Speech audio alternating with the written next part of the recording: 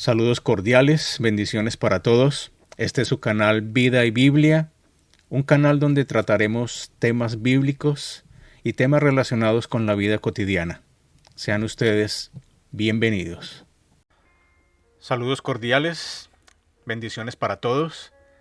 En esta oportunidad estaremos leyendo un libro sobre la historia de la Iglesia cristiana. Comienzos de la Reforma religiosa. Durante este periodo, y sobre todo en su ocaso, hubo destellos de luz religiosa presagios de la Reforma venidera. 5 grandes movimientos de reforma surgieron en la Iglesia, pero el mundo no estaba listo para ellos y se reprimieron con sangrienta persecución. Los albigenses o cítaros, puritanos, alcanzaron prominencia en el sur de Francia alrededor de 1170. Repudiaban la autoridad de la tradición, circulaban el Nuevo Testamento y se oponían a las doctrinas romanas del purgatorio, a la adoración de imágenes y a las pretensiones sacerdotales, aunque tenían algunas ideas extrañas asociadas con los antiguos maniqueos y rechazaban el Antiguo Testamento. En 1208, el Papa Inocencio III convocó una cruzada en su contra y la secta se extirpó mediante el asesinato de casi toda la población de la región, tanto católica como hereje. Los valdenses surgieron más o menos en el mismo tiempo, 1170, con Pedro Baldo, un comerciante de León que leía, explicaba, predicaba y circulaba la Escritura, a la que apelaba en contra de las costumbres y las doctrinas de los católicos romanos. Estableció una orden de evangelistas, los pobres de León, que anduvieron por el centro y sur de Francia ganando adeptos. Los persiguieron con crueldad, pero al salir de Francia encontraron albergue en los valles del norte de Italia. A pesar de los siglos de hostigamiento, han permanecido y constituyen una parte del grupo relativamente pequeño de protestantes en Italia. Juan Wycliffe empezó el movimiento en Inglaterra en favor de la libertad del poder romano y de la reforma en la Iglesia. Nació en 1324 y se educó en la Universidad de Oxford, donde llegó a ser doctor de teología y líder en los consejos que se llevaban a cabo en dicha institución. Atacaba a los frailes mendicantes y al sistema del monacato. Rechazaba y se oponía a la autoridad papal en Inglaterra. Escribió en contra de la doctrina de la transubstanciación, considerando al pan y al vino como símbolos e instaba a que el servicio de la Iglesia se simplificase más, según el modelo del Nuevo Testamento. En otros países hubiera sufrido martirio, pero en Inglaterra lo protegía el más poderoso de los nobles. Aun cuando la universidad condenó algunas de sus doctrinas, le permitieron retirarse a su parroquia en Látegues y permanecer como sacerdote sin que lo molestasen. Su mayor obra fue la traducción del Nuevo Testamento al inglés, terminado en 1380. El Antiguo Testamento, en el que le ayudaron algunos amigos, apareció en 1384, el año de la muerte de Wycliffe. A sus seguidores se les llamó Lollardos, en un tiempo numerosos, pero los persiguieron bajo los reyes Enrique IV y Enrique V y al final los eliminaron. La predicación de Wycliffe y su traducción prepararon el camino para la Reforma. Juan Hus, en Bohemia, nacido en 1369 y martirizado en 1415, fue un lector de los escritos de Wycliffe y predicó sus doctrinas.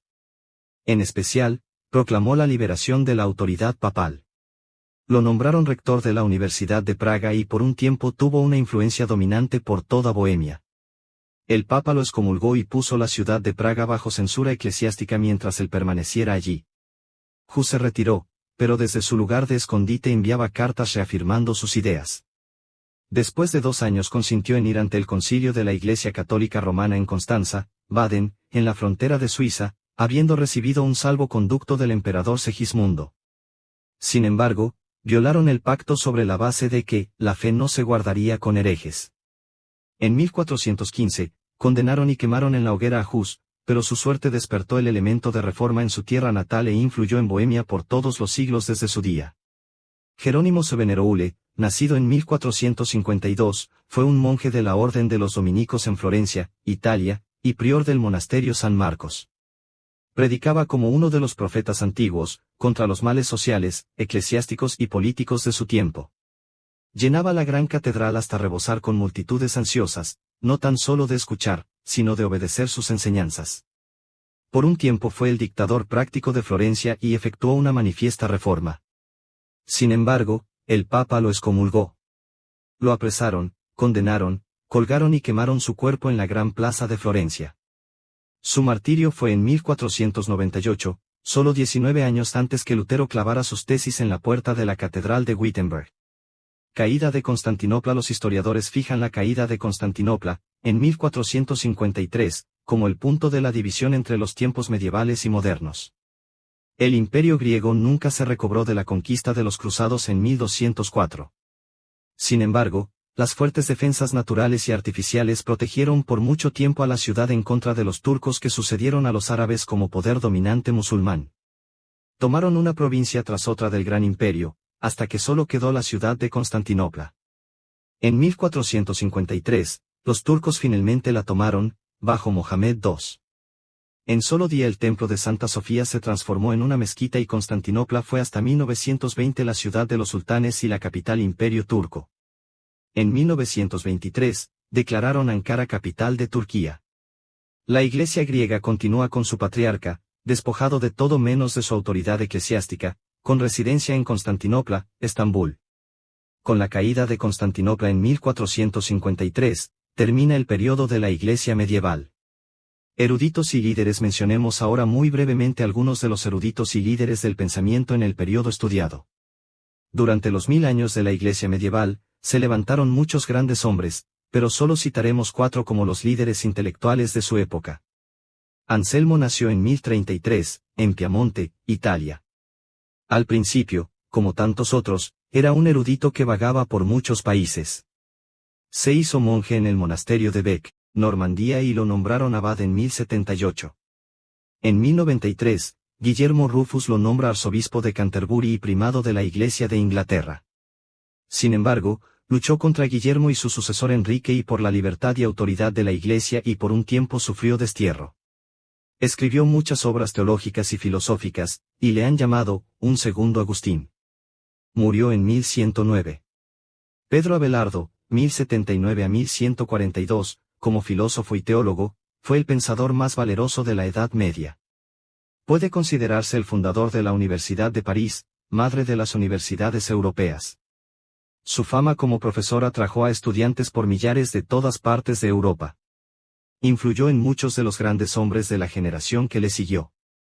Sus intrépidas especulaciones y opiniones independientes le pusieron más de una vez bajo la expulsión de la Iglesia.